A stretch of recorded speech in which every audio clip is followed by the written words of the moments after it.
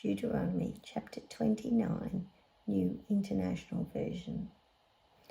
These are the terms of the covenant the Lord commanded Moses to make with the Israelites in Moab, in addition to the covenant he had made with them at Horeb.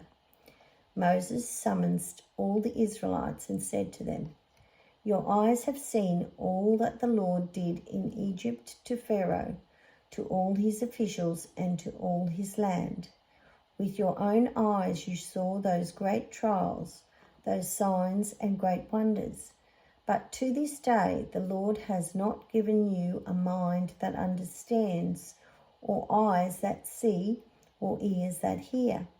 Yet the Lord says, during the 40 years that I led you through the wilderness, your clothes did not wear out, nor did the sandals on your feet. You ate no bread and drank no wine or other fermented drink. I did this so that you might know that I am the Lord your God.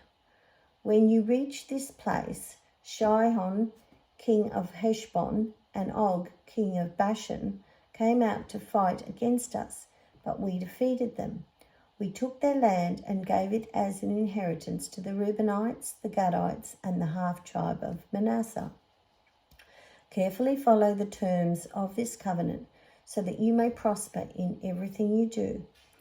All of you are standing today in the presence of the Lord your God, your leaders and chief men, your elders and officials, and all the other men of Israel, together with your children and your wives and the foreigners living in your camps, who chop your wood and carry your water. You are standing here in order to enter into a covenant with the Lord your God, a covenant the Lord is making with you this day and sealing with an oath, to confirm you this day as his people, that he may be your God as he promised you and as he swore to your fathers, Abraham, Isaac, and Jacob.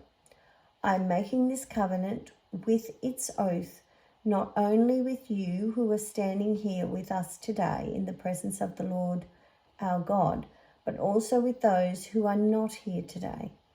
You yourselves know how we lived in Egypt and how we passed through the countries on the way here. You saw among them their detestable images and idols of wood and stone, of silver and gold.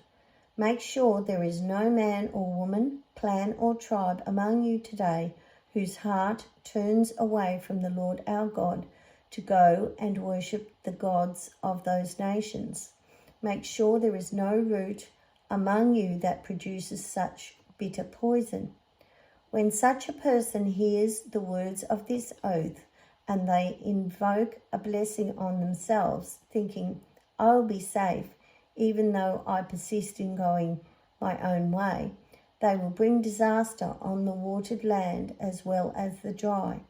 The Lord will never be willing to forgive them. His wrath and zeal will burn against them. All the curses written in this book will fall on them, and the Lord will blot out their names from under heaven. The Lord will single them out from all the tribes of Israel for disaster, according to all the curses of the covenant written in this book.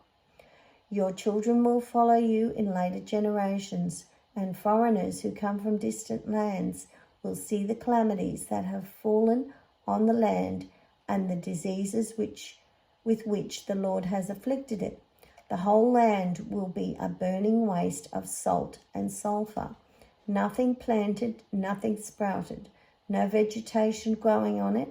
It will be like a destruction of Sodom and Gomorrah, Admah and Zeboim, which the Lord overthrew in fierce anger. All the nations will ask, why has the Lord done this to this land?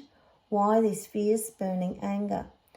And the answer will be, it is because this people abandoned the covenant of the Lord, the God of their ancestors, the covenant he made with them when he brought them out of Egypt. They went off and worshipped other gods and bowed down to them, gods they did not know, gods he had not given them. Therefore the Lord's anger burned against this land, so that he brought on it all the curses written in this book. In furious anger and in great wrath, the Lord uprooted them from their land and thrust them into another land, as it is now. The secret things belong to the Lord our God, but the things revealed belong to us and to our children forever, that we may follow all the words of this law.